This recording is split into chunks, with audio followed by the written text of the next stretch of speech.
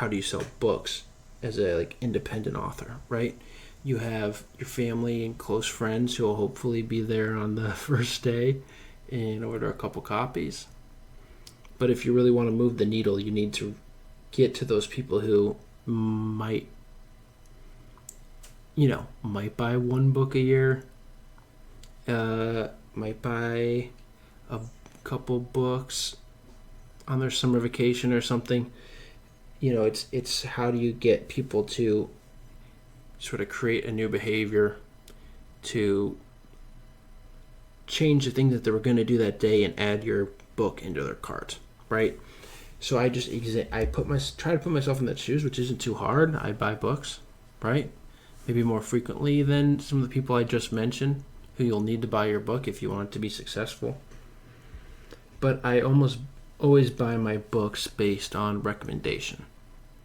So a Substack article where they sometimes just throw out like, here's 3 classics, like as an example of something they've been talking about, and I'll almost always go ahead and check out the summaries, and if they look good, I add them to my cart.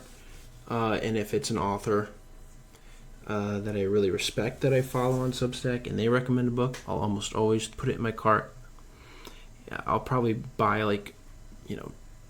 10 books at a time, twice a year, 3 times a year, something like that, depending how tight the money is. But yeah, that's how I find the books. It's all recommended based on Substack people that I follow and don't follow. And then sort of below that, I would say, is the people who make videos on books. I'm not going to say the people on TikTok who do books videos. That book talk phrase just makes me cringe so hard. But they come across my feed like everybody else who's probably into books, right? So it's not surprising that that's where probably a lot of people find their books. And it's also not surprising that probably a lot of new authors will send their books out to book talkers, right?